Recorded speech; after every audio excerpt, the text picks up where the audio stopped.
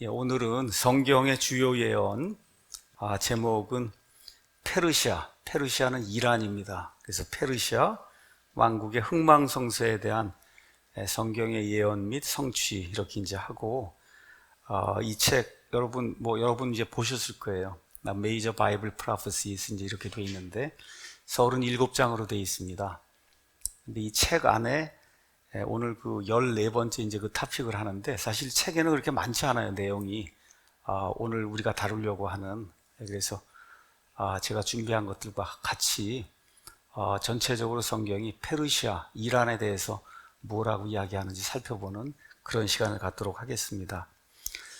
우리가 13번, 지난번까지 해서 이제 공부를 하면서 하나님께서 창세기 이후에 우리 인류에게 주신 여러 종류의 예언들, 그 예언들 가운데 특별히 이스라엘과 관련된 그런 예언들을 이제 살펴봤고, 지난 2주에는 성경이 큰 틀에서 세상 역사가 변하는 것도 우리에게 이제 가르쳐 준다, 그 일정표도 제시한다, 이렇게 이야기하면서 다니엘서 2장을 우리가 이제 살펴봤습니다.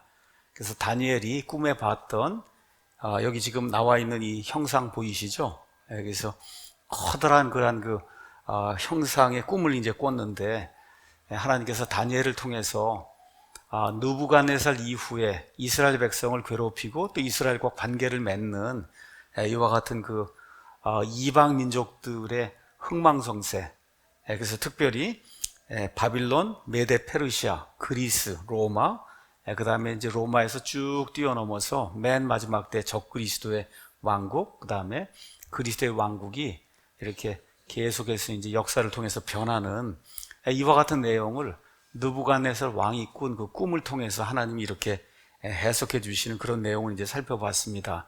제가 지난주에도 말씀드렸듯이 다니엘서 2장에서 가장 중요한 그런 구절은 2장 44절이에요.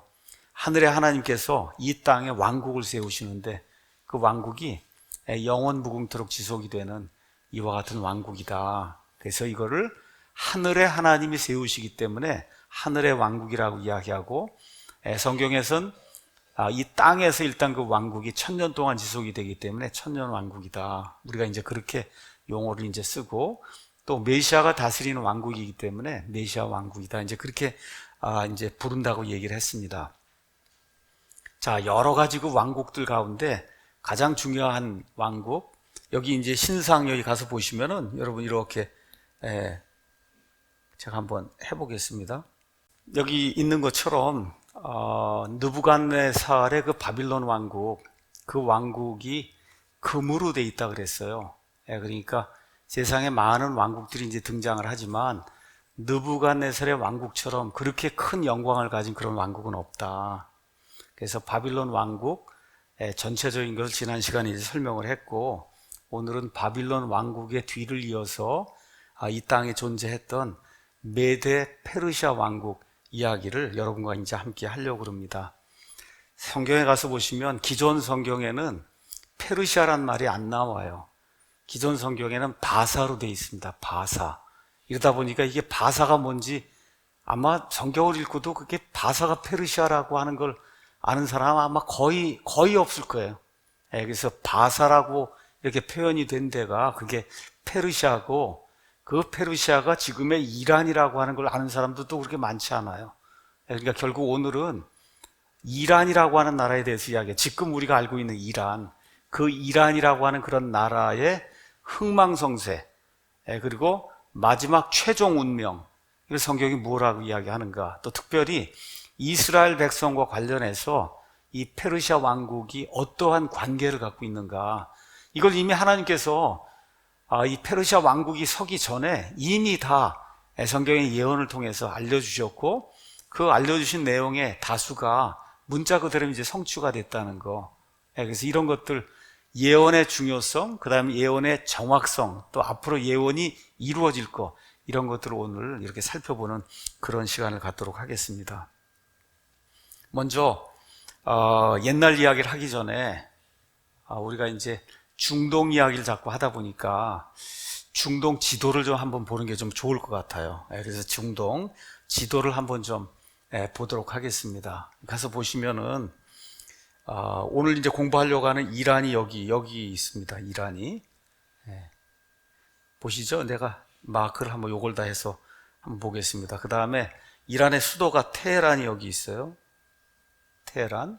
예, 그 다음에 그 위에가 카스피해가 있고, 그 다음에 이란에서 이제 왼쪽으로 오면, 그러면 이라크가 이제 있습니다. 그 다음에 이라크의 수도, 바그다드 여러분 아시죠? 바그다드가 있고, 그 옆으로 이제 가면은 시리아가 있습니다. 요새 이제 시리아 이제 내전이 발생해서 수많은 그 시리아 이슬람 사람들이 세상을 이제 떠나가는 이와 같은 일들 여러분 이제 아실 거예요. 오늘도 잠깐 좀 뉴스로 오면서 이제 듣다 보니까 트럼프가 시리아에서 2,000명의 그 미국 군인들을 이제 다 빼내서 상당히 좀 이 지역에 어려움이 생길 것 같다 하는 그런 그 이야기가 지금 나오고 있는 데가 이게 시리아예요. 시리아에 여러분 여기 시리아 이렇게 이제 돼 있고, 시리아에 다마스쿠스 이렇게 돼 있고, 그 다음에 시리아에서 저쪽 조금 왼쪽으로 가서 지중해 여기 붙어 있는데 이쪽이 레바논입니다. 레바논. 그 다음에 여러분 잘 아시는 이스라엘이 여기 이제 들어 있는 거예요. 그 다음에 이스라엘 옆에 여기 커다란 땅 이게 사우디아라비아입니다. 사우디아라비아 그러면 여러분 그냥 미디안이라고 생각하시면 돼요. 미디안 아시죠? 모세가 도망갔던 그 땅이 미디안이에요. 그 미디안이 지금의 사우디아라비아다. 그 다음에 이제 여러분 아시는 것처럼 여기 이집트가 이 밑에 이제 나와 있습니다. 그래서 요 정도 이렇게 전체적인 걸 좀 보면서, 여기 메소포타미아 우리가 지난 시간에 이제 공부하면서 두 개의 강이 있었다. 하나가 티그리스, 또 하나가 유프라테스 이렇게 있었다는 거 지난 시간에 이제 제가 말씀을 좀 드렸습니다. 자, 이런 것들 좀 기억을 하면서 이 아시리아 왕국, 그 다음에 오늘 페르시아 왕국 이제 해서 그 부분은 요쯤이거든요. 여기 요 근처로 이제 확대를 해갖고 그렇게 해서 여러분과 함께 같이 보도록 하겠습니다. 자, 중동 지방의 이제 고대 국가들 지난 시간에 이제 살펴본 것처럼 바벨탑 사건이 생기고 나서 세계 이제 4대 문명이 생겼어요. 그 문명 중에 가장 찬란한 문명이다라고 할 수 있는 게 메소포타미아 지역에 생겼던 수메르 문명이다 이렇게 이제 말씀을 드렸습니다. 그 수메르 문명이 이제 종결이 되는 그런 그 시점, 여기에 지금부터 한 3,700년, 800년쯤에 고대 바빌론 아니면 구 바빌론, 그래서 거기 가장 유명했던 함무라비라고 하는 그런 왕이 있었던 그런 시대, 지금부터 한 3,700년, 아브라함은 지금부터 4,000년, 욥은 지금부터 한 4,100년 전쯤에 그런 사람이라는 걸 기억을 하시고, 그 이후에 어떤 나라가 등장하느냐, 아시리아라고 하는 그런 나라가 등장을 해요. 아시리아. 아시리아가 이제 끝나고 나서 그 다음에 이 아시리아를 멸절을 시키면서 느부갓네살의 신바빌론 왕국이 이제 등장을 합니다. 아시리아 왕국을 한번 잠깐 한번 아시리아를 잠깐 보도록 하겠어요. 아시리아 제국은 바빌론 있기 전에 온 세상을 다스리던 엄청나게 그 무서운 그런 나라입니다. 이 아시리아라고 하는 그런 나라가. 그래서 아시리아를 이제 보실 때는 몇 개의 도시를 좀 보셔야 돼요. 여기 보면 아수르라고 하는 이런 도시가 하나가 있고, 그 다음에 또 뭐가 있냐면 여기 니느웨가 있어요. 니느웨가 아시리아의 수도예요. 여러분 니느웨 이야기는 아시죠? 요나와 함께 이렇게 나오는 그 니느웨 이야기. 그걸 이제 여러분이 기억을 하시고, 아까 말씀드린 대로 여기 유프라테스 강 이런 게 이제 있다는 거. 그래서 요 정도 하고, 성경에는 갈그미스라고 하는 데가 이제 나옵니다. 나중에 여기서 느부갓네살하고 그 다음에 이집트의 파라오하고 이게 싸우고 하는 그런데 이제 갈그미스라고 하는 데가 이제 나오고, 나머지는 아까 우리가 봤던 거하고 좀 비슷합니다. 그래서 느부갓네살이 등장을 하기 전에 온 세상을 다스리던 그런 왕국은 아시리아였다. 근데 주전 한 7세기경부터 세력이 이제 약화되기 시작하면서 이쪽에 이 아시리아 이쪽에 오른쪽으로 가면 아까 이란이 있던 데가 있잖아요. 그 지역에 살던 사람들이 두 종류의 사람이 살았어요.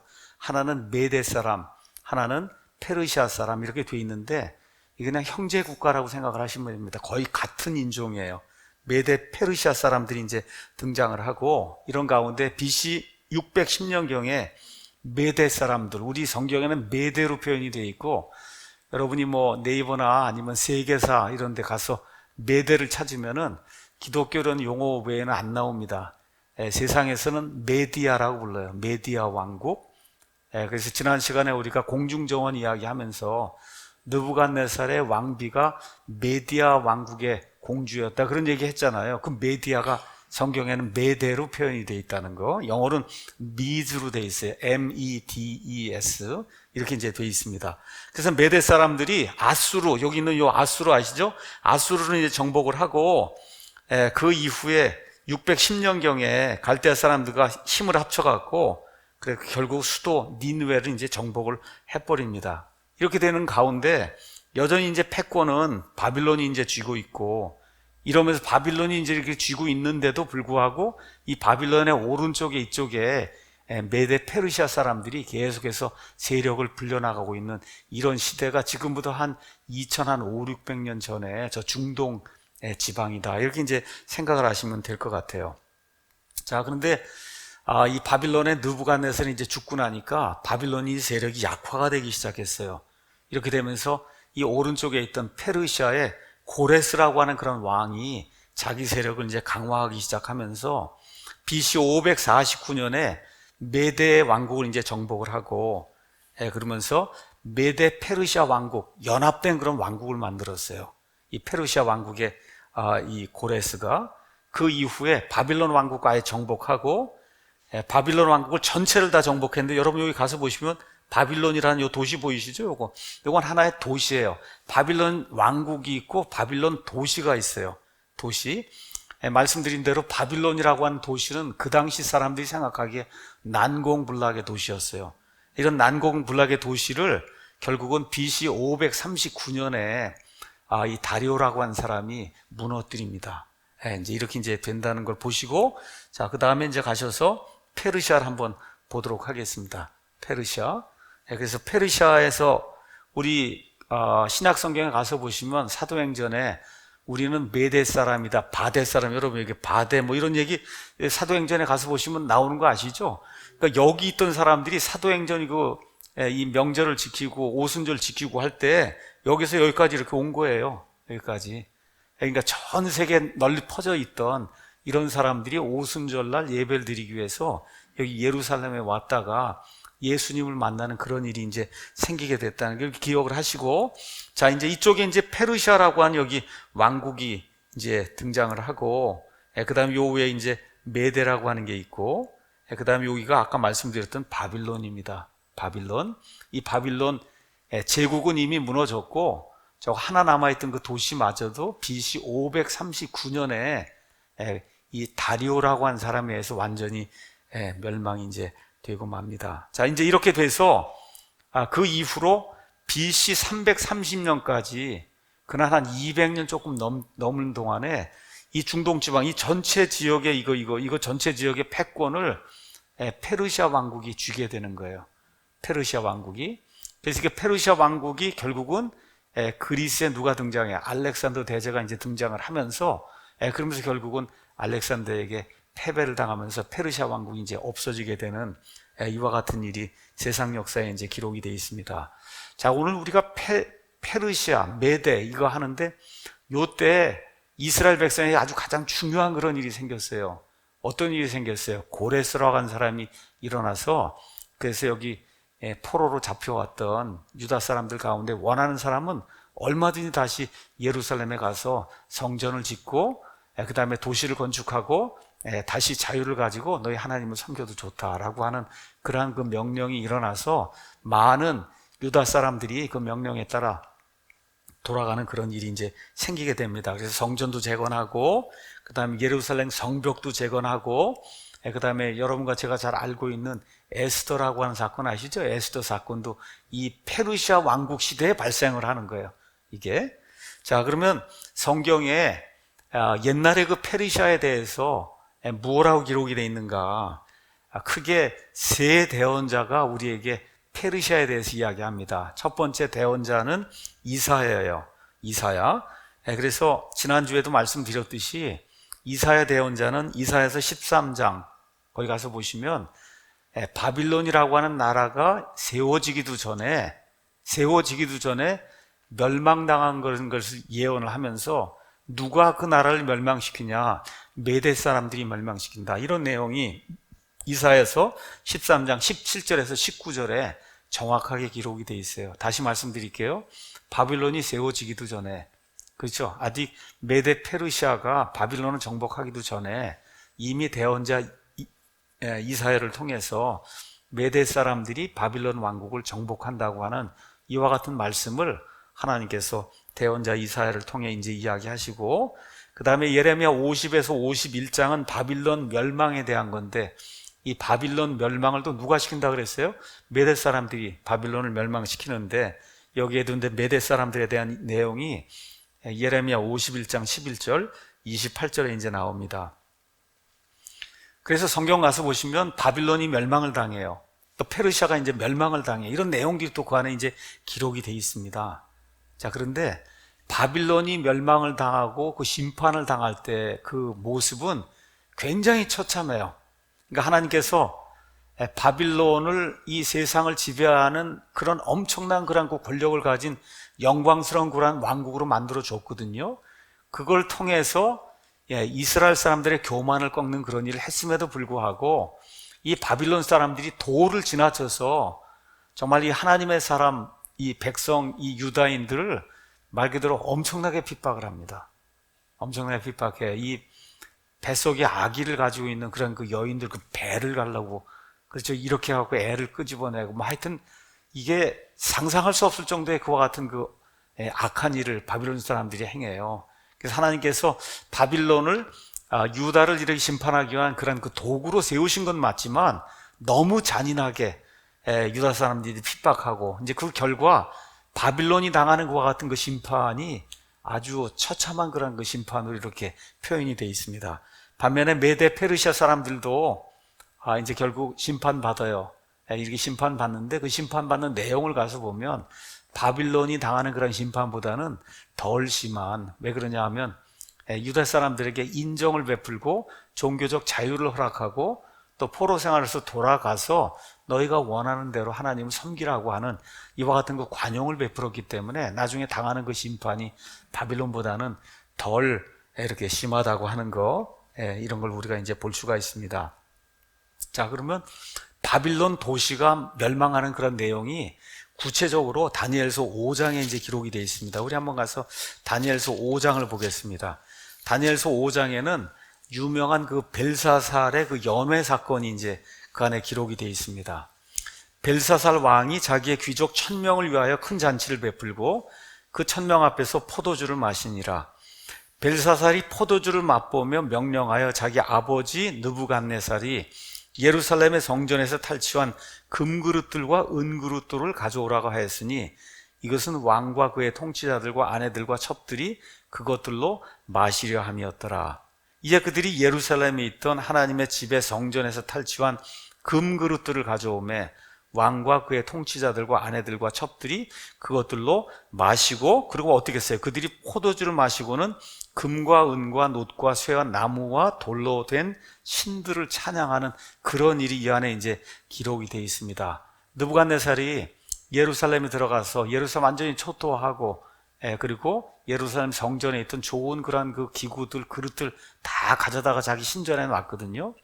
자, 여기 나오는 지금 벨사살이라고 한 사람이 이제 나오는데, 이 벨사살, 여러분 벨사살은 몰라도 뭐는 아느냐, 이렇게 이제 하나님의 그 그릇들을 가지고 이렇게 하다가 보니까 뭐가 나타나는 거 여러분 아시죠? 제가 그림을 한번 보여줄게요. 뭐가 이거 나타나는 거, 그렇죠? 벽에 글이 나타나는 거. 여러분 여기 이게 다니엘서 5장에 이제 기록이 돼 있잖아요. 그래서 결국은 이 바빌론 왕국이 이제 멸망당하는 그런 내용이 여기 다니엘서 5장에 가서 보시면 그 이유가 하나님을 멸시하고 하나님을 업신여기다가 바로 그 밤에 메대 사람 다리오에서 멸절되는 그런 내용이 이제 이 안에 기록이 되어 있습니다. 자, 지난주에 말씀드린 대로 바빌론은 난공불락의 도시로 그렇게 여겨졌어요.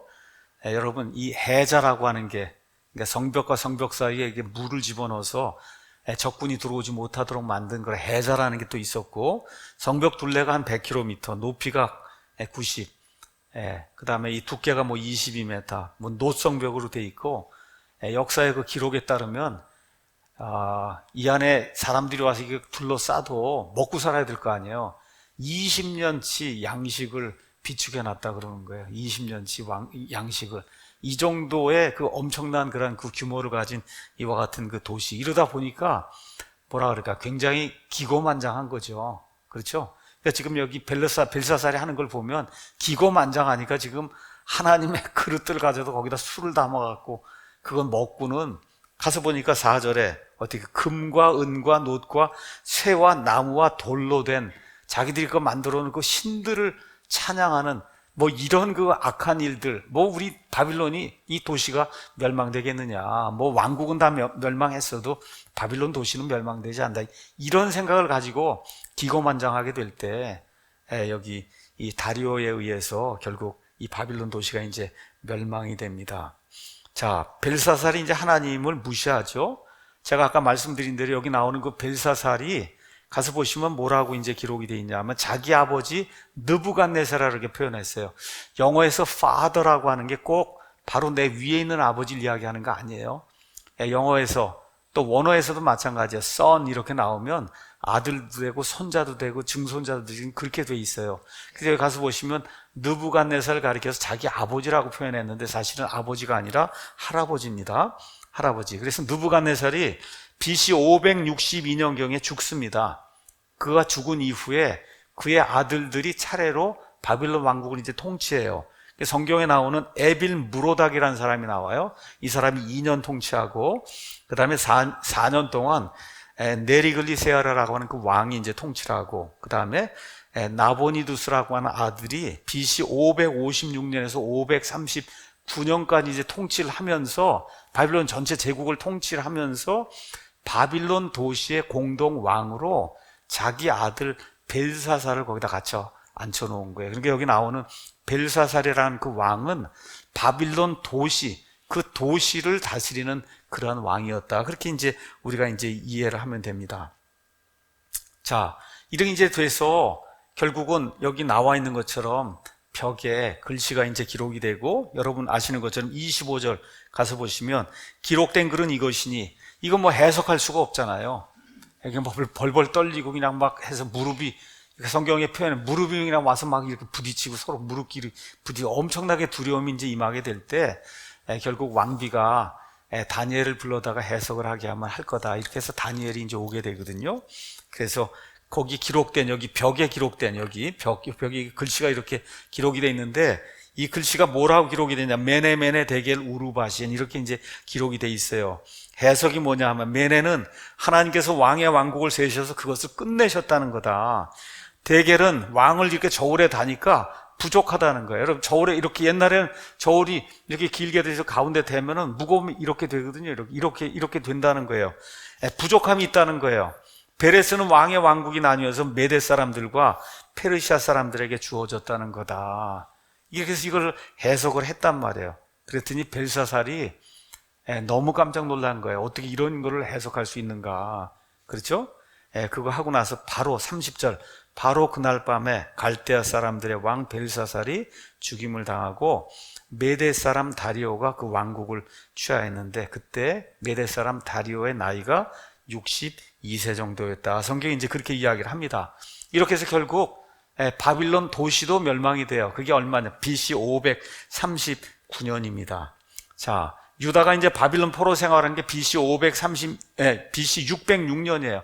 606년에서부터 70년 포로 생활하니까 언제 돌아가냐면 536년에 돌아가는데, 바빌론 도시가 멸망당하는 거 539년이에요. 그러니까 한 3년 정도 요 기간 동안을 누가 다스려요? 다리오가 다스린 거예요. 다리오. 이 다리오는 역사적 기록에 가서 보면 페르시아 왕 고레스의 친척, 많은 사람들이 아마 삼촌이었을 거다, 이렇게 이제 생각을 하고 있어요. 이 두 사람이 연합군을 형성해서 많은 민족들을 정복하고 이제 다스렸어요. 여기 메대라고 하는 그런 사람이 나오는데, 메대는 창세기 10장 2절에 가서 보시면, 그러면 야벳의 아들 마대가 나옵니다. 마대.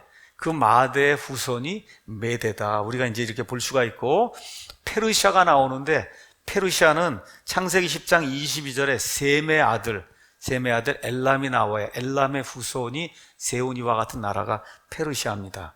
그래서 지금의 아제르바이잔 이런 걸로 이제 보시면 되겠고, 결국은 페르시아의 고레스에 의해서 메대 왕국이 이제 정복이 되고, 페르시아 유화 정책에 따라서 사실 그 이후로 메대하고 페르시아는 거의 구분이 없을 정도로 그냥 페르시아 왕국 하면 알 수 있을 그와 같은 왕국으로 역사에 이제 기록이 됩니다. 자, 다리오가 이제 바빌론 그 도시를 정복하고 바빌론의 왕으로 세워졌어요. 근데 한 2년에서 3년 정도 이제 통치하고 결국 메데 페르시아는 그냥 하나의 나라 페르시아로 이제 합병이 되면서 고레스가 전체를 다스리는 그런 일이 생겨요. 그게 언제냐? BC 536년이에요. 그러니까 539년에 바빌론 도시까지 해서 다 멸망이 되고 한 3년 정도를 다리오가 다스리다가 그래도 어떻게 해요? 이 전체 메데 페르시아 전체를 고레스가 다스리는, 고레스가 이미 그 전에도 페르시아 왕이었어요. 전체를 다스리는 그런 일이 생기면서 그거를 성경은 고레스 제1년이라고 표현하고 있는 거예요. 고레스 제1년.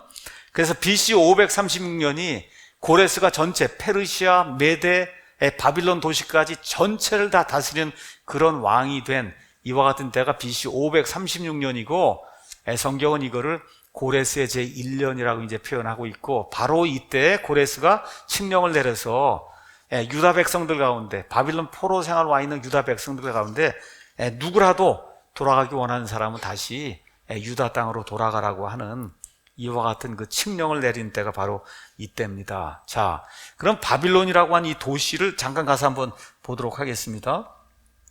가서 보시면 여기 바빌론이라고 하는 그 도시가 이제 나오는, 여기 도시 바빌론이 여기 나오죠. 이 도시.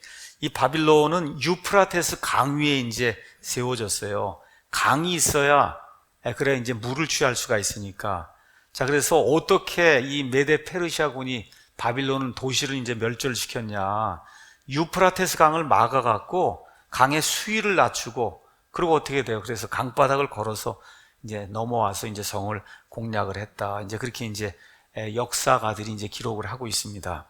자, 그래서 이사야서 13장 19절에서 20절 그 말씀대로 바빌론이 이제 황폐화가 돼서, 그래서 결국 들짐승하고 그다음에 공중에 날짐승만 거하는 그런 황폐한 황무지가 돼서, 그래서 예수님 재림하실 때까지 그렇게 남아있겠다고 성경이 이야기하고, 그래서 이 정치적인 의미의 바빌론, 아니면 왕국으로서의 그런 바빌론, 땅에 존재하는 그런 의미의 바빌론은 끝났습니다.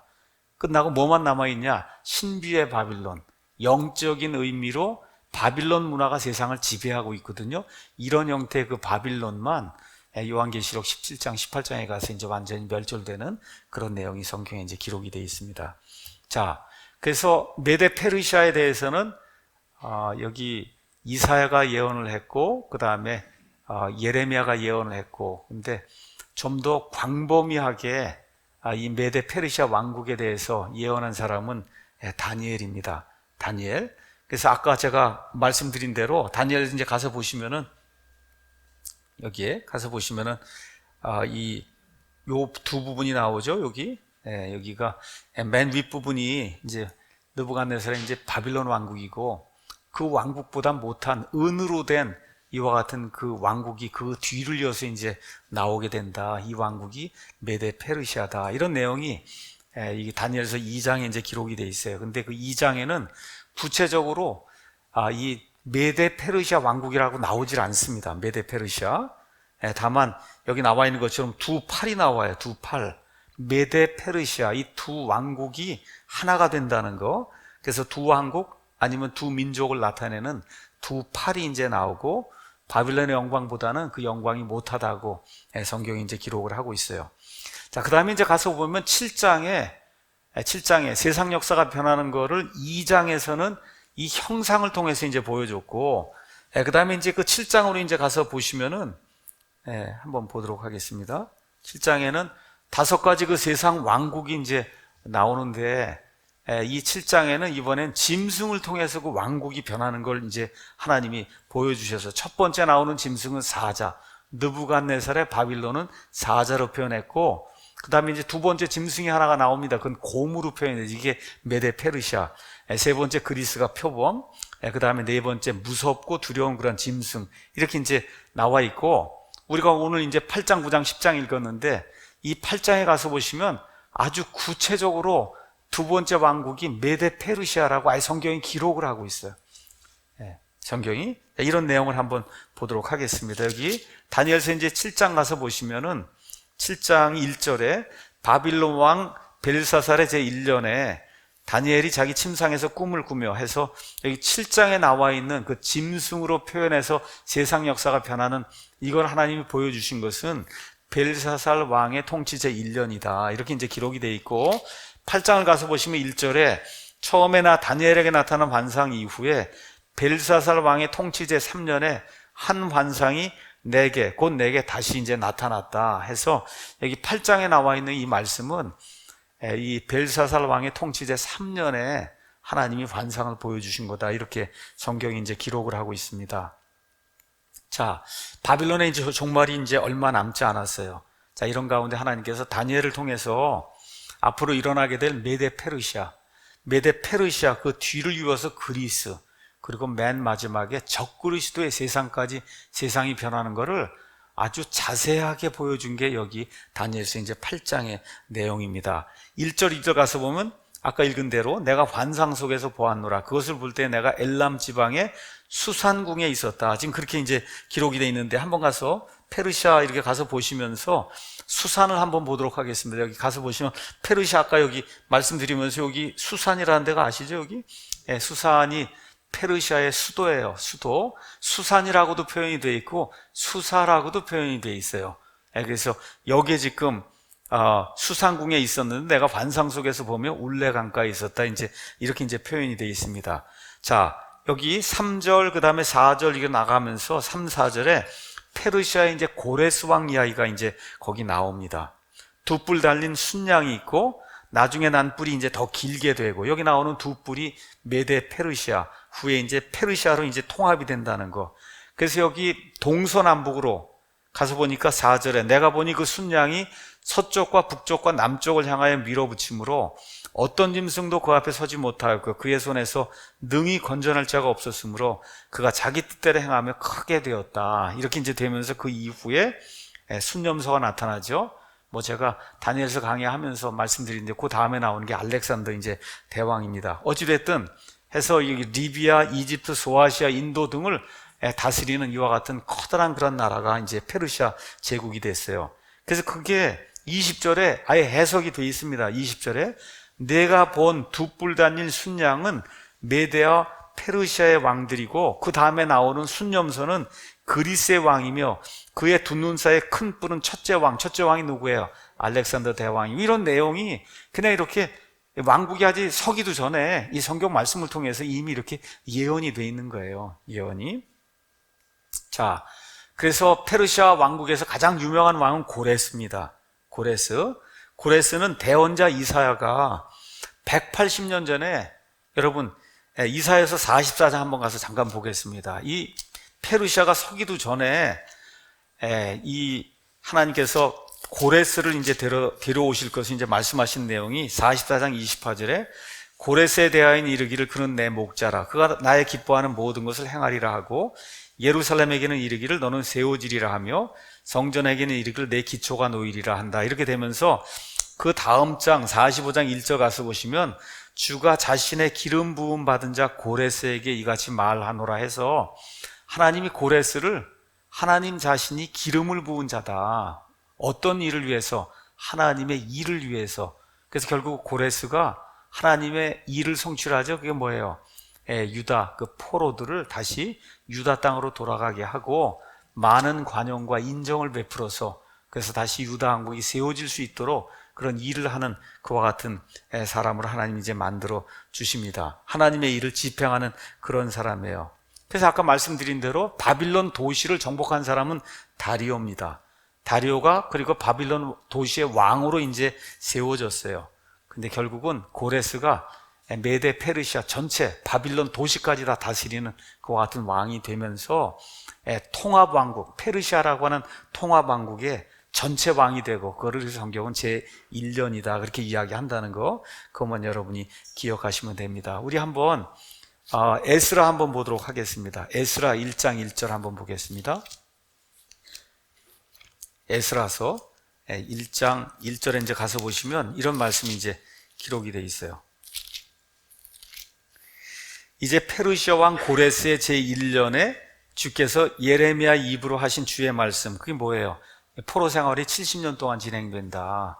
그 이제 70년이 끝나니까 그 말씀을 이루시려고 페르시아 왕 고레스의 영을 움직이심에 그가 자기의 온 왕국에 두루 선포하고 또 그것을 글로도 기록하여 이르되 페르시아 왕 고레스가 이같이 말하노라. 주 하늘의 하나님께서 땅의 모든 왕국을 내게 주시고 또 내게 명하사 유다에 있는 예루살렘에 자신을 위해 집을 건축하게 하셨나니 그분의 모든 백성 중에서 너희 가운데 거하는 자가 누구냐? 그의 하나님께서 그와 함께 계시기를 원하노니 그는 유다에 있는 예루살렘으로 올라가 주 이스라엘의 하나님의 집을 건축하라. 이렇게 이제 칙령을 내려요. 바로 그 옆장 한번 보세요. 역대기야 36장입니다. 그렇죠? 역대기야 36장 22절, 23절도 똑같아요. 똑같아요. 그러니까 이스라엘 사람들의 그 구약 성경 배열하고 지금 우리가 가지고 있는 구약 성경 배열이 틀려요. 이스라엘 사람들이 사용하던 그 히브리어 성경의 구약 성경 배열을 보시면 구약 성경의 맨 끝이 어디라고요? 역대기예요. 역대기. 그러니까 성경을 가서 보시면 우리 같으면은 지금 성경의 맨 끝이 요한계시록이잖아요. 성경은. 그렇죠? 유대 사람들의 그 히브리 성경을 가서 보시면 히브리 성경의 맨 끝은 역대기예요. 역대기하예요. 그러니까 역대기하 맨 끝에 가면 어떻게 돼 있어요? 다시 예루살렘으로 올라가서 하나님의 집을 건축하라고 하는, 그게 구약 성경의 맨 끝에 기록이 돼 있는 거예요. 그러니까 유다 사람들에게 있어서는 의미가 굉장히 큰 겁니다. 읽으면 맨 끝에 가면 뭐예요? 예루살렘에 올라가서 성전을 지으라는 게, 지금 유다 사람이 여기 돌아와서 지금 하는 일이 뭐예요? 성전 지으려고 지금 그렇게 열심히 노력하는 거잖아요. 제3성전 지금 짓는다 그러고. 여러분 아시는 것처럼 며칠 전에 한우카 명절을 이렇게 지키면서 뭘 했어요? 제3성전에서 쓸, 여러분 번제 헌물 제단 아시죠? 그 제단을 봉헌했어요. 며칠 전에 사내들인 공회에서. 그러니까 계속 이 유다 사람들에게 주어진 거는 성경 맨 끝에 가면 예루살렘으로 올라가서 성전을 지으라는 거예요. 그게 맨 마지막에 주어진 그런 명령이기 때문에 이 사람들이 이거를 잊을 수가 없는 거예요. 성경 맨 끝에 가면 그 말씀이 있기 때문에. 이런 것들이 다 이러한 맥락에서, 그때 이거 명령을 준 사람이 누구라고요? 고레스. 그 고레스의 제1년이라고 하는 그 의미가 뭐냐? 이미 고레스는 페르시아의 왕이었어요. 또 누가 있었어요? 다리오라고 하는 사람도 있었어요. 근데 메데 페르시아 전체 플러스 바빌론 도시까지 다 합쳐진 그 전체 왕국을 다스리면서 그 때를 페르시아 왕 고레스의 제1년이라고 성경이 표현하고 있다는 거, 이거를 꼭 기억하시면 좋을 것 같습니다. 자, 그러면 페르시아는 어떤 역할을 했느냐? 먼저 바빌론은 하나님이 유다를 심판하기 위한 도구로 삼으셨어요. 바빌론은 한마디로 아주 다른 거 없어요. 유다를 심판하는 도구예요. 그럼 그 당시 페르시아는 뭐냐? 유다를 회복하는 도구예요. 여러분 그렇게 이해하시면 돼요. 하나는 유다를 심판하기 위해서 유다를 멸망시키는 그와 같은 도구로 하나님이 바빌론을 세워서 영광을 주었고, 그 다음에 등장하는 페르시아는 이제 충분히 심판을 받았으니까 이제 회복이 돼야 되잖아요. 그 이스라엘, 유다를 회복하기 위해서 하나님이 유다 회복의 도구로 삼은 이와 같은 나라가 페르시아다. 그래서 어떻게 해요? 성전도 다시 짓게 되고 예루살렘 성벽이 이제 황폐하게 된 거, 성벽도 다시 짓게 되는 그런 일이 그 안에 이제 기록이 돼 있고, 이 페르시아 시대에 구약 성경에 6권의 책이 기록이 됐어요.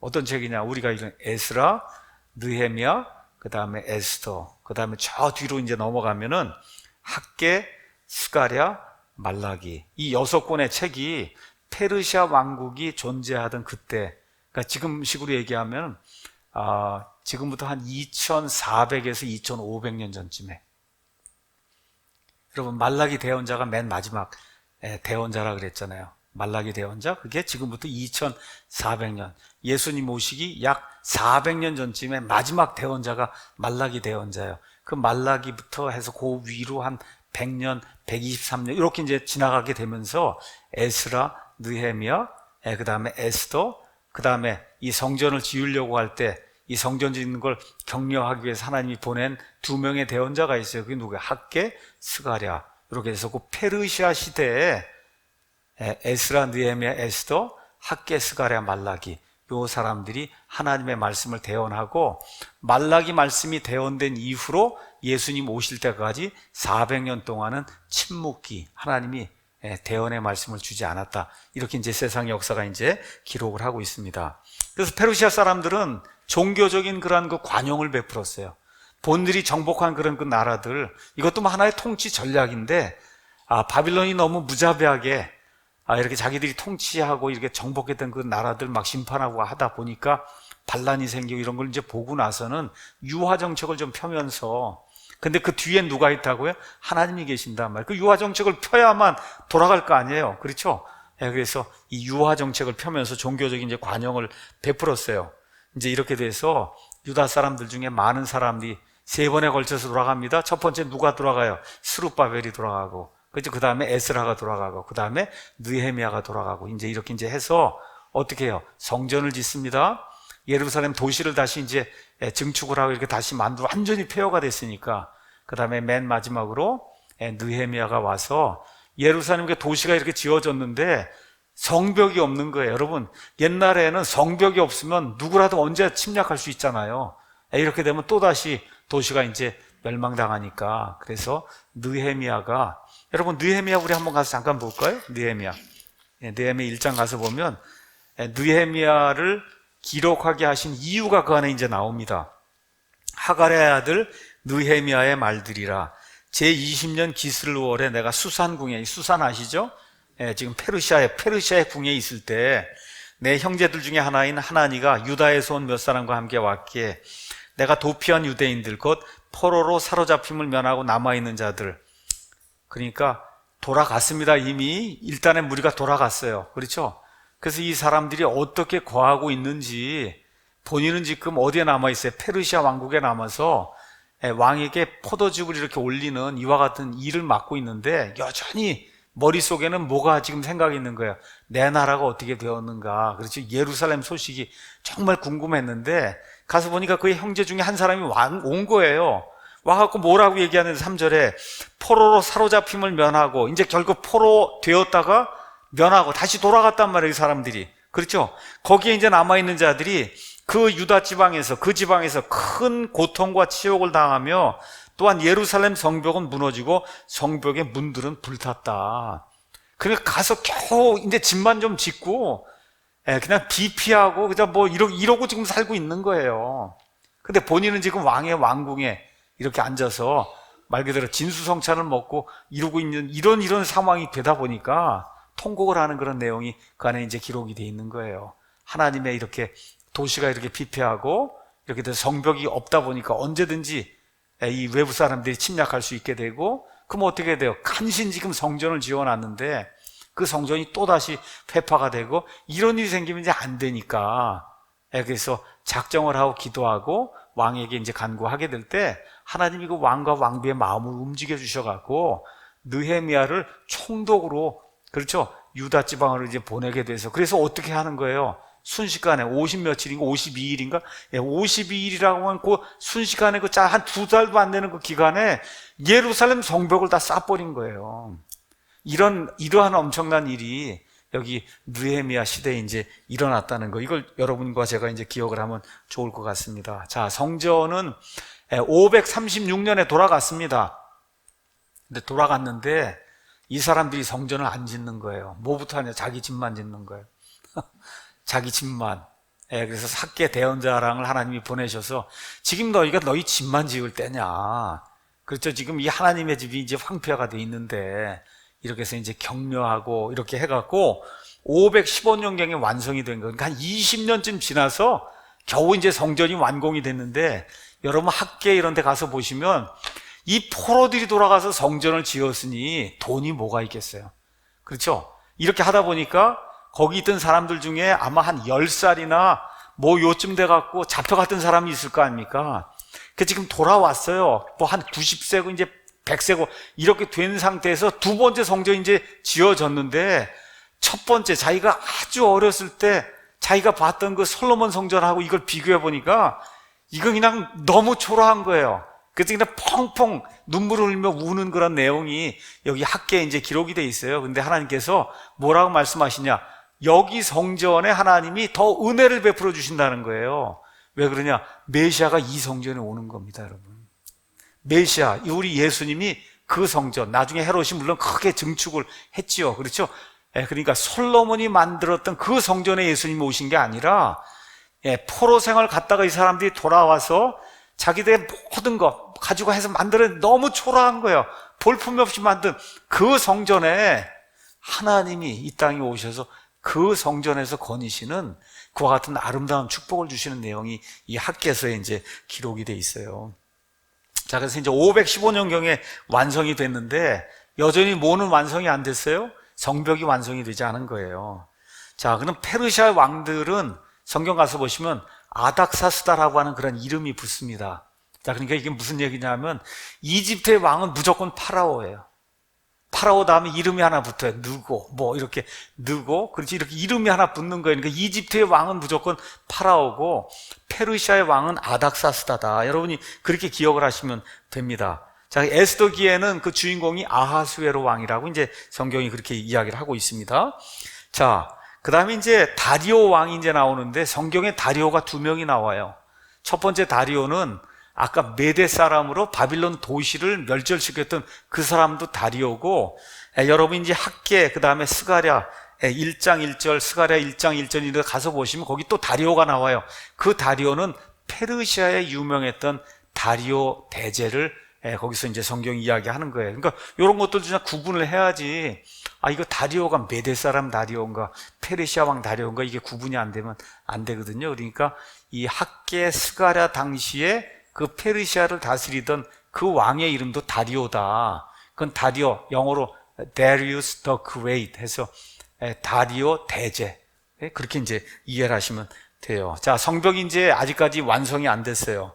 자, 이렇게 완성이 안 되다 보니까 어때요? 백성들이 불안한 가운데 지내는 거예요. 특별히 겨우 돌아와서 성전을 지어놨는데 누구라도 그냥 밤에 좀 와갖고 여기 성전 침략해서 들어가면 성전이 다 이제 초토화될 이와 같은 상태에 이제 놓여있는데 힘은 없고 이제 이렇게 하는 가운데 하나님께서 느헤미야를 사용하셔서 성벽을 재건하는 그런 일이 있어요. 그래서 느헤미야가 총독으로 가서 성벽을 이제 완공을 해요. 그 완공을 할 때 여기 가서 보시면 그 왕이 이제 보내지 않습니까? 아닥사스다 왕이. 그 아닥사스다 왕이 성벽을 건축하라고 보내는 그 때가 언제냐? BC 454년경이에요. BC 454년경. 그 내용이 느헤미야 2장 1절에서 이제 8절에 나와요. 그래서 이 내용하고 우리 한번 가서 다니엘서 한번 잠깐 볼까요? 다니엘서 9장에 가서 보시면 이렇게 이제 9장 25절에 그러므로 알고 깨달을지니라 예루살렘을 회복하고 건축하라는 명령이 나가는 때로부터 통치자 메시아에 이르기까지 7일에와 62일에, 그래서 69일에가 있다는 거예요. 그러니까 성벽을 건축해라. 어느 때 이루어졌어요? 느헤미야 시대에 이루어졌어요. 그렇죠? 이 아닥사스다 왕이 명령을 내렸어요. 그게 BC 454년경인데 그때부터 시작해서 메시아가 이 땅에 와서 십자가에서 죽을 때 그게 AD 30년이고 그때까지 69일에가 있다는 거예요. 60일 아시는 것처럼 360일로 계산해서 그래서 493년이 지나가게 된다. 이 예언의 말씀이 성경 그대로 이제 이루어지게 됩니다. 그러니까 느헤미야를 기억하면서 그때 성벽을 건축하라고 하는 그런 명령이 나간 때로부터 시작해서 메시아가 와서 십자가에서 죽을 때까지 72일의 가운데 69일에가 성취가 된다. 그게 493년이에요. 493년 360일로 계산해서 하면은 이 시기가 딱 맞습니다. 그럼 70일에 중에 몇 일회가 남은 거예요? 이제 한 일회가 남은 거죠. 한 일회가 얼마야? 7년이에요. 그거는 나중에 저 붕 뛰어넘어서 적그리스도의 시대가 될 때 7년 환란기. 그래서 우리가 7년 환란기를 얘기하는 거예요. 그 7년 환란기는 유대인들에게 하나님이 퍼붓는 심판의 그와 같은 때다. 이것만 여러분이 기억을 하시고, 자, 이렇게 해서 페르시아 왕국이 한 200년 이상 온 세상, 그 당시 온 세상을 지배하다가 BC 330년에 그리스의 알렉산더 대왕에 의해서 이제 멸절이 됩니다. 자, 이렇게 해서 이제 성경에 나와 있는 그 페르시아, 그러니까 지금부터 한 2500년 전쯤에 존재하던 그 페르시아 왕국에 대한 예언과 그 예언의 성취를 우리가 이제 살펴봤고, 이제 마지막으로 조금 이제 시간을 내서 맨 마지막 때, 우리가 보통 이제 종말 아니면 말세라고 이야기하는 이때 페르시아가 이스라엘과 관련해서 어떠한 일을 하는가 하는 걸 살펴보도록 하겠습니다.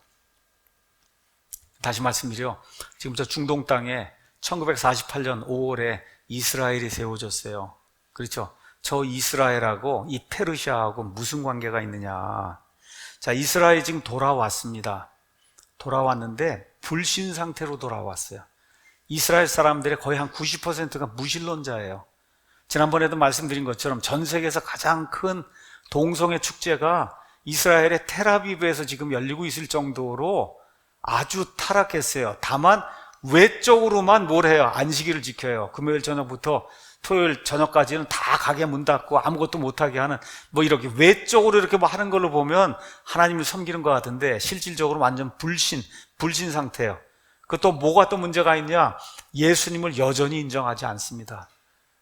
제가 어저께인가도 제3성전 좀 이렇게 보려고 잠깐 이렇게 외국에서 녹음한 거 이거 좀 유튜브를 좀 봤거든요. 거기 랍비가 나와서 이야기를 하니까 크리스찬이 가서 이제 이렇게 인터뷰를 이렇게 이제 하는데, 그러니까 우리 그리스도인들은 예수님이 메시아라고 믿고 그 예수님이 다시 오실 거라고 믿는다. 이 콧방울 껴요. 그 랍비가 그 콧방울 끼면서 너희가 무엇라고 믿든 예수님은 메시아가 아니다. 우리가 고대하는 메시아가 있다. 지금도 그러고 있더라고요. 이 이스라엘 백성들이 여전히 예수님을 배격해. 고집이 세고, 목이 뻣뻣하다. 하나님이 목이 뻣뻣하다 그랬으니까 이스라엘 백성을 가리켜서. 자, 근데 아까 제가 뭐라고 말씀드렸냐? 이스라엘 백성 유대인을 위해서 하나님이 70일회를 남겨놓으셨다 그랬어요. 그 70일회가 하는데 69일회가 이미 성취가 됐어요. 한 일회가 남았어요. 한 일회는 7년이에요. 그 7년이 7년 환란기, 그걸 지금 이야기한다. 이때는 어느 때냐? 이스라엘 백성에게 하나님께서 심판을 내리셔서, 그래서 결국은 이스라엘이 두 손을 들도록 그렇게 만드는 때가, 그게 이제 7년 환란기 마지막 7년이에요. 예레미야 30장에는 그거를 야곱의 고난의 때라고 표현했어요. 야곱이 이스라엘입니다. 이스라엘의 고난의 때. 우리 예수님 표현에 따르면 마태복음 24장에 창세 이후로 한 번도 없었던 그와 같은 극심한 이와 같은 환란이 임하는 그런 때, 다니엘서 12장에 똑같이 유대인들이 그때 한 번도 경험해보지 못한 이와 같은 어려움을 당하는 때. 자, 그러면 누가 고통을 줘야 될 거 아니에요. 그렇죠? 이스라엘 백성에게 누가 고통을 줘야 될 거 아니에요. 그 고통을 주는 그러한 존재가 과거에는 누구였어요? 바빌론이었단 말이에요. 그렇죠? 지금부터 한 2600년 전쯤에 유다 왕국이 극도로 이렇게 배도하게 될 때, 이 유다 사람들 핍박하던 그런 사람이 바빌론이에요. 그럼 지금 이제 맨 마지막 때 창세 이후로 없었던 것과 같은 그 환란이 이 땅에 이제 이스라엘 백성에게 주어지게 되는데, 그럼 그 환란을 갖고 오는 어떤 존재들이 있어야 될 거 아니에요. 누구냐? 성경 가서 보니까 에스겔서 38장, 39장에 가서 보면, 그러면 곡과 마곡의 전쟁이 이제 일어난다. 이제 그렇게 이제 이야기를 하는 겁니다. 곡과 마곡의 전쟁 한번 보겠어요. 그림에 있는 것처럼 곡과 마곡의 전쟁은 저쪽에 러시아, 뭐 대다수 이제 성경학자들이 이야기하는 것 동일합니다. 러시아, 그 다음에 이 이스라엘 주변의 중동 국가들, 이 중동 국가들이 일시에 이스라엘을 이제 침공하는 그런 내용이 에스겔 대언자에서 지금부터 한 2500년 전쯤에 이미 예언이 됐습니다. 자, 그러면 중동이라는 그 지역을 좀 저와 여러분이 기억을 해야 됩니다. 역사 이래로 이제 메소포타미아 그 문명이 이제 발전하고 뭐 이렇게 이제 됐잖아요. 이러고 나서 이제 바빌론이 멸절당하고 페르시아가 이제 멸절을 당하고 이제 없어진 거예요. 이 중동 지역에는 그냥 유목민들만 남은 겁니다. 유목민, 낙타 끌고, 그렇죠, 뭐 물건 팔러 다니고 이렇게 하던 사람들만 남은 거예요. 존재감이 없는 거예요. 언제까지? 1900년, AD 1900년까지 중동 지역에 뭐가 있었다 이런 얘기는 거의 없는 거예요. 없어요. 그저 뭐만 있느냐? 우리가 알고 있는 이 알리바바 40명, 그거 아시죠? 알리바바 이야기 나오시. 알리바바. 그 다음에 또 하나가 뭐가 있냐면 신바트, 알리바바 40명의 도둑, 뭐 신바떼 뭐 이런 거, 이게 페르시아 왕국에 나왔던 그런 동화 뭐 이런 거거든요. 이런 걸로만 세상에 이렇게 알려져 있었지, AD 1900년, 지금부터 한 100년 전까지는 그냥 영어로 얘기하면 nobody인 거예요. 그냥 투명 인간이다, 이렇게 생각하시면, 중동에 대해서 누가 관심도 없고, 뭐 유목민들이 일단 낙타 끌고 다니는구나 뭐 이렇게 생각을 하고, 아무도 관심을 두지 않던 그런 땅이 이게 여기 중동 땅이에요. 근데 이제 하나님의 시간표가 이제 되면서 이스라엘이 돌아오고 이스라엘을 괴롭혀야 될 이런 사람들이 이제 등장을 해야 되니까, 이 땅에 뭐가 발견됐어요? 석유가 이제 발견되기 시작한 거예요. 1900년 전 넘어가면서 석유가 그냥 콸콸콸콸 저 중동 땅에서 나오기 시작한 거예요. 왜 저기서 나오냐? 대다수 사람들이 생각하는 것처럼 에덴 동산이 거기 있었어요. 석유라고 하는 건 이러한 그 나무라든지 이런 것들이 이게 순식간에 이게 압착이 되고 이렇게 되면서 이게 나오는 거거든요. 자, 이렇게 돼갖고 중동 지역에서 갑자기 석유가 쏟아지기 시작한 거예요. 그 전에도 아마 조금씩 뭐가 있었을 겁니다, 석유가. 그런데 있어도 그거 뭐 불이나 조금 떼고 무슨 의미가 없었어요. 근데 지금은 발전을 하고 세상 문명이 이렇게 발전시키기 위해서 가장 중요한 게 뭐예요? 전기예요, 전기. 에너지가 가장 중요한 그런 시대가 됐는데, 엄청난 규모의 에너지가 여기 중동 땅에서 이제 발견이 되고 하다 보니까 말 그대로 여기가 노다지 땅이 된 겁니다. 노다지가 되니까 온 세상 사람들이 어디에 주목하는 거예요? 이제 중동에 주목하는 거예요. 그 전까지는 노바디였다니까, 아무도 이게 뭐 나라가 있냐 없으니까 신경도 안 쓰던 그와 같은 지역이 중동 지역이었는데, 이 끝에 가서 이제 석유가 발견이 되고 하다 보니까 열강의 각축전이 중동 지역에서 이제 생기기 시작을 한 거예요. 자, 이런 가운데 1948년 5월에 이스라엘이 이제 국가가 건국이 됐어요. 건국되는 날부터 어떻게 이스라엘 백성이 나라를 세우는 바로 그 날부터 주변에 있던 사람들이 중동 전쟁, 1차 중동 전쟁부터 시작을 해갖고 이스라엘을 없애려고 하는 그와 같은 시도를 지금까지 해오고 있어요. 그 이스라엘 주변에 여러 국가가 많습니다. 여기 가서 이제 보시면은 뭐 터키도 있고, 리비아도 있고, 이집트도 있고, 저 밑에 가면 수단도 있고, 에티오피아도 있고, 그렇죠. 여기 사우디아라비아도 있고, 뭐 여러 가지가 있어요. 여러 개 국가들이. 이 여러 개 그 이슬람 국가 중에 두 개의 패권 국가가 있어요. 두 개의 패권 국가. 하나는 여기 있는 사우디아라비아입니다. 하나가 사우디아라비아. 그 다음에 이 옆에는 이란이에요. 이 두 개를 비집고 후세인이라는 사람이 바빌론의 영광을 내가 다시 되찾아야 되겠다고, 여기가 이라크입니다. 여기가 이라크. 여기에서 뭘 해보려고 하다가 그냥 완전히 다 끝나고 말았잖아요. 그래서 이슬람 왕국의 맹주는 두 개예요. 사우디아라비아하고 그 다음에 이란하고 두 개였는데, 이 두 국가가 다 친미 정책을 폈어요. 미국하고 같이 이렇게 해서 미국의 도움을 받고, 그 다음에 문명을 이렇게 좀 발전을 시키고, 아이들도 다 미국으로 다 유학을 보내갖고 공부도 시키고, 뭐 이러한 그 친미 정책을 계속해서 펴다가, 여러분 아시는 것처럼 누가 등장을 하냐? 이란에 아주 유명하고 무서운 사람이 이제 등장을 하게 됩니다. 그게 누구냐 하면 이 사람이에요. 누구예요? 아야톨라 호메이니. 호메이니라는 사람이 1979년에 이제 등장을 하면, 1979년 아야톨라 호메이니가 이제 등장을 해서 말 그대로 급진 이슬람 이 신정국가를 만들어요. 여러분 지금 신정국가, 지금 20세기에 신정국가를 만든 거예요. 말 그대로 도둑질하면 손을 잘라요.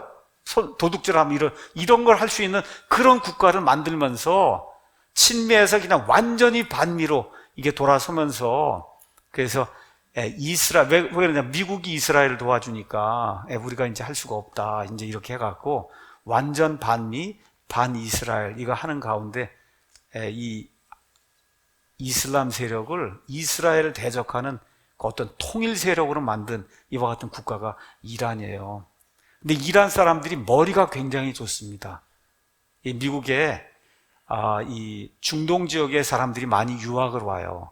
근데 유학을 오는데 되게 머리가 좀 나쁘고 일을 안 해요. 게을러서 제가 공부를 안 해요. 그런데 수학이나 전자 뭐 등등 이런 분야에 두각을 나타내는 사람들이 있어요. 이란 사람들이에요. 이란. 그러니까 이렇게 되니까 뭘 해요? 핵무기를 개발하려고 하는 거예요. 핵무기를. 그러니까 다른 나라에서는 할 수 있는 역량이 없어요. 이 이슬람 국가들 중에 이게 뭐 브레인이 있어야 뭐 핵무기도 개발하고 할 거 아닙니까? 그 수학도 잘해야 되고, 그렇죠. 뭐 물리학도 잘해야 되고, 우리 기계 이런 데도 가서 보시면 책을 쓰고 이런 사람이 이란 사람들이 많이 있다는 거예요. 이란 사람들이. 그러니까 굉장히 똑똑한 그런 사람들이에요. 그러니까 이 사람들이 이스라엘을 멸절을 시키기 위해서 그래서 핵무기 프로그램을 이제 도입을 해서 몰래 이렇게 이제 만들고 하다가 여러분 아신 것처럼 트럼프가 이란 핵협정을 파기를 했잖아요. 그렇죠? 이대로 두면은 조금 있으면 이스라엘이 완전히 멸망당합니다. 이렇게 해서 이제 올해 2018년에 이란 핵협정 이제 없애는 이와 같은 일이 이제 생기게 된 거예요. 자, 그래서 성경에서 이란은 엘람이라고 나오기도 하고 페르시아라고 나와요. 페르시아. 근데 페르시아는 아까 말씀드린 대로 기존 성경에선 바사라고 표현이 되어 있다는 거 여러분이 이제 기억을 하시고, 엘람은 셈의 아들입니다. 노아의 손자예요. 노아의 손자. 자, 그래서 여러분이 여기 가서 한번 보도록 하겠습니다. 하나만 더. 여기 민족들 그림이 있으니까 한번 보도록 하겠습니다. 여기 노아의 후손들 이 그림이 있는데 가서 보시면 이쪽에 엘람 보이시죠? 여기 엘람. 여기가 이제 페르시아예요. 여기 페르시아. 그 다음에 이쪽에 이제 함의 자손 구스가 이렇게 이제 있고, 자, 여기 있는 지역에서 페르시아, 그 다음에 또 아까 제가 말씀드린 대로 마대 아시죠? 여기 마대? 마대가 이제 메대 사람들이에요. 이 둘이 이렇게 합쳐져서 나중에 이제 페르시아 왕국이 이제 되는 겁니다.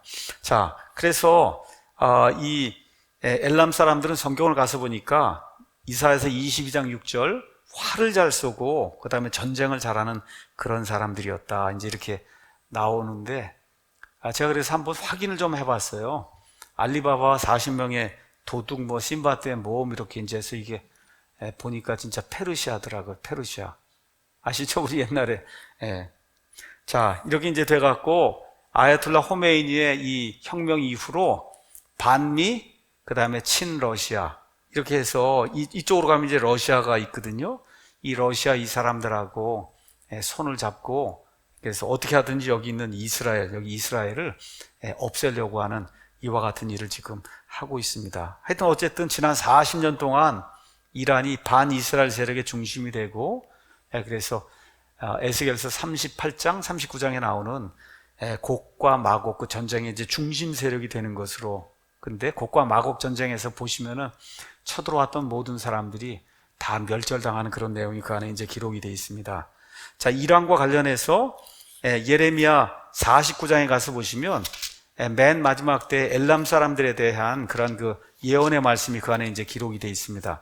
예레미야 49장 가서 한번 잠깐 보겠습니다. 예레미야 49장 34절 하면 제목이 엘람에 대한 심판 이렇게 되어 있어요. 유다왕 시드기야가 통치하기 시작할 때 엘람에 대하여 페르시아에 대하여 대언자 예레미야에게 임한 주의 말씀이다. 만군의 주가 이같이 말하노라. 보라, 내가 엘람의 활 곧 그들의 힘에 으뜸되는 것을 꺾을 것이요. 말씀드린 대로 활을 잘 써 전쟁을 굉장히 잘하는 사람들이에요. 또 하늘의 네 지역에서 네 바람을 가져다가 엘람에게 임하게 하고 그 모든 바람을 향하여 그들을 흩트리니 엘람에 쫓겨난 자들이 이르지 아니할 민족이 없다. 이거 지금 이 예레미야 49장은 세상 맨 마지막 때에 이루어질 그런 일이에요. 그래서 결국 이 페르시아가 이스라엘을 대적하다가 완전히 멸절되고 살아남은 이란 사람들이 전 세계로 흩어지는 그런 일이 생긴다. 31절에 내가 엘람으로 하여금 그들의 원수들 앞과 그들의 생명을 찾는 자들 앞에서 놀라게 하고 재앙 곧 나의 맹렬한 분노를 가져다가 그들에게 임하게 하며 그들의 뒤로 칼을 보내어 마침내 그들을 소멸시킨다 해서 이스라엘을 대적하다가 결국 맨 마지막에 페르시아, 이란이 최종 운명, 멸망되는 이와 같은 그 운명을 맞이한다고 성경이 이제 이야기하고 있어요. 자, 그러면 왜 이란이냐? 이란, 이 페르시아라고 하는 게 뭔가 맨 마지막에 가서 좋지 않은 그런 일을 한다고 하는 게 성경에 좀 이렇게 암시가 되어 있어요. 암시가 되어 있는 게 다니엘서 10장에 이제 기록이 되어 있습니다. 자, 페르시아 시대에 온 세상에 거하는 모든 유대인들을 다 죽이려고 하는 시도가 있었어요. 맞죠? 누가 그 일을 일으켰어요? 그 일을 일으킨 사람이 하만이 일으켰죠. 어느 시대에 일어났다고요? 페르시아 시대. 그러니까 이게 페르시아가 두 개가 있어요.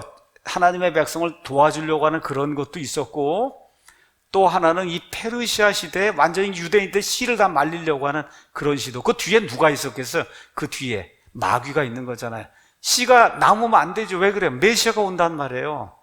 그렇죠. 메시아가 오는 걸 막기 위해서 완전히 유대인들 씨를 말리려고 하는 그런 시도가 페르시아 시대에 있었단 말이에요. 그게 에스더 내용이에요. 그렇죠? 자, 그런데 어쨌든 성경 가서 보시면은 특별히 맨 마지막 때하고 관련해서 여러분 다니엘서 이제 10장 한번 잠깐 보도록 하겠습니다.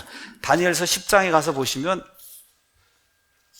우리가 오늘 읽었는데 요새 우리나라에도 뭐 다니엘 21일 기도 뭐 하는 거 그런 거 아시죠? 예, 뭐 21일 기도를 그건 다니엘만 하는 거지 우리 하라고 하나님 준 거 아닙니다. 예. 자, 그래서 21일 동안 이렇게 기도를 하고 있는 거예요. 자, 이렇게 기도를 하는 가운데 하나님의 응답이 오길 바라는데 그 기도의 핵심 내용이 뭐냐? 다니엘의 관심사는 내 민족 유대인이 앞으로 어떻게 될 것인가 그걸 알고 싶어 한 거예요. 그걸 놓고 이렇게 기도를 하는데 21일 동안 응답이 오질 않는 거예요. 응답이. 그 응답이라고 하는 게 여기 다니엘 시대에는 천사가 날라와서 특별히 다니엘에게 줬는데 오질 않는 거예요. 그렇죠? 예. 그래서 이상하게 그래서 가서 보니까 10장에 가서 보니 그러므로 내가 홀로 남아서 8절에 이 큰 환상을 볼 때 내 안에 기력이 남지 아니하였으니 내 아름다움이 내 속에서 변하여 썩은 것이 되었고 아무 기력도 내게 남지 않았다. 하여튼 21일 동안 금식을 하는 가운데 응답도 오지 아니하고 그러다가 이제 결국 누가 나타나요? 하나님 보낸 천사가 이제 나타나게 됩니다. 10절에 보라 한 손이 나를 어루만지며 내 무릎과 손바닥을 의지하게 나를 세우니라. 그가 내게 이르되 오 크게 사랑받는 사람 다니엘아 내가 내게 이르는 말들을 깨닫고 똑바로 일어서라. 내가 지금 내게 보내어졌다. 이렇게 이제 이야기하는 겁니다.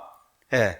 그때 그가 내게 이르되 다니엘아 두려워하지 말라. 내가 내 마음을 정하여 깨닫고자 하며 또 내 하나님 앞에서 내 자신을 징계하기로 한 첫날부터 그분께서 내 말들을 들으셨나니 내가 내 말들로 인하여 왔다. 하나님께 열심히 간구하고 될 때 하나님이 그 말을 들으시고 천사를 지금 보내셨단 말이에요. 근데 그 다음 구절이 그러나 페르시아 왕국의 통치자가 21일 동안 나를 막았다는 거예요. 그러니까 영계의 전쟁이 있었다는 거예요.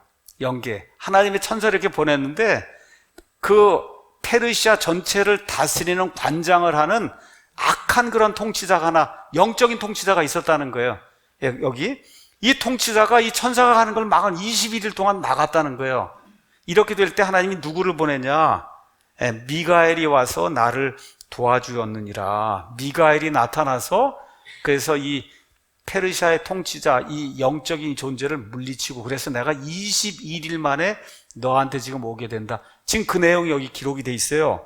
그러면서 여기 어떤 일 때문에 왔냐? 이제 내가 너로 하여금 마지막 날들에 내 백성에게 일어난 일을 깨닫게 하려고 마지막 때와 관련된 이러한 일들을 지금 전달하려고 지금 하고 있는데 이 페르시아의 통치자, 영적인 것과 같은 그 존재가 가지 못하게 그렇게 막았다는 그런 내용이 이제 이 안에 기록이 돼 있어요. 그러니까 이 성경을 가서 보시면 어떤 커다란 그러한 왕국이나 세력이 있게 될 때 그걸 다스리는 영적인 존재가 있다는 거 이걸 지금 보여줘요. 근데 아마 기존 성경에는 바사국군이 막는다 이렇게 돼 있어요. 바사국군이.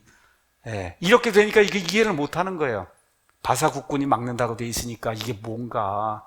예, 그게 아니라 페르시아의 통치자, 페르시아 왕국의 통치자 이렇게 돼 있어서 영적인 존재가 나타나서 이스라엘 백성에게 무언가 위로를 주고자 하는 그런 일들을 막으려고 하는 그런 시도가 영적인 세상에서 이루어지게 될 때 이 땅에서 다니엘이 거의 혼절할 정도로 응답받지 못하고 이와 같은 상태에 있었다는 그런 내용이 이 안에 이제 기록이 돼 있어요. 그래서 이런 것도 이제 보면 페르시아를 지배하던 그 영이 이 하나님의 백성을 대적하는 그런 영이었구나. 근데 특별히 마지막 때와 관련해서 이와 같은 그 연관성이 있는 것이 아닌가. 이렇게 우리가 미루어 이제 짐작을 해볼 수가 있고, 여러분이 미가엘은 성경에 몇 번 등장하지 않아요. 미가엘은 꼭 어디에만 등장하느냐? 이스라엘 백성을 도울 때만 등장해요. 다니엘서 12장에 등장하고 요한계시록 12장에 등장해요. 그게 어느 때예요? 이스라엘 백성이 말 그대로 엄청난 반란을 당해서 더 이상 꼼짝 못하게 될 때 그때만 미가엘이 등장을 하거든요. 그래서 지금 여기도 지금 이 다니엘의 백성에게 무언가를 알려주려고, 마지막 때에 되는 걸 알려주려고 할 때, 그때 이제 미가엘이 이제 등장을 하는, 이러한 그 커넥션이 있다는 거. 이것과 지금 이란이 저렇게 핵무기를 개발하고 이슬람 세력 전체를 규합을 해서 곡과 마곡의 전쟁을 일으키려고 하는 거하고, 에스더라고 하는 그 시대 당시에 유대인들의 씨를 멸하려고 했던 그런 시도가 페르시아 왕국에서 이루어졌다고 하는 거, 뭐 이런 것들을 한번 이렇게 종합적으로 이렇게 좀 정리를 하면은, 전체적으로 이 페르시아에 대한 하나님의 그 생각이 그게 별로 좋지 않다는 거예요. 이 페르시아라고 하는 그런 나라, 물론 고레스를 통해서 그런 일을 하긴 했지만, 이 성경의 종말론적인 그런 역사에서 이스라엘 백성과 관련된, 특히 말세에 관련된 그런 일들에 있어서는 페르시아라고 하는 그런 나라, 이란이라고 하는 나라가 결국 하나님의 백성을 엄청나게 괴롭히는 그런 역할을 하고 있구나 하는 걸 우리가 이제 알 수 있게 됩니다. 결론의 말씀 드리겠습니다. 오늘 우리가 이 다니엘서도 살펴보고 이사야도 살펴보고 이거 하면서 왕국이 세워지기도 전에 하나님이 왕국이 멸망을 당하고, 그 왕국이 멸망을 당할 때 그 왕국을 멸절시키는 나라 이름까지도 하나님이 다 이렇게 미리 말씀해 주시고, 시간이 한 100년, 200년 지나면서 말씀이 문자 그대로 성취가 됐다고 하는 걸 우리가 이제 성경을 통해 살펴봤어요. 그렇죠? 그래서 우리가 뭘 미루어 짐작해 볼 수 있느냐? 하나님이 이미 성경을 통해서 말씀해 놓으신 많은 예언들 중에 남아있는 게 있어요. 성취되지 않은 거. 그렇죠? 그 성취되지 않은 그와 같은 그 말씀들도 예수님 재림하는 시점에 성경 말씀에 문자 그대로 기록이 된 대로 문자 그대로 다시 성취가 되리라고 하는 이와 같은 확신을 우리가 가질 수 있다는 거예요. 그러니까 이 책이 지금 메이저 바이블 프로페시라고 하면 이 책, 성경의 주요 예언, 이 월보드 박사가 처음부터 끝까지 초지일관 얘기하려고 하는 게 하나님의 말씀을 문자 그대로 믿어야 된다는 거예요. 하나님 문자 그대로 기록하시고 문자 그대로 하나님이 성취하시지 않느냐. 그렇죠? 세상 역사까지도 그렇다.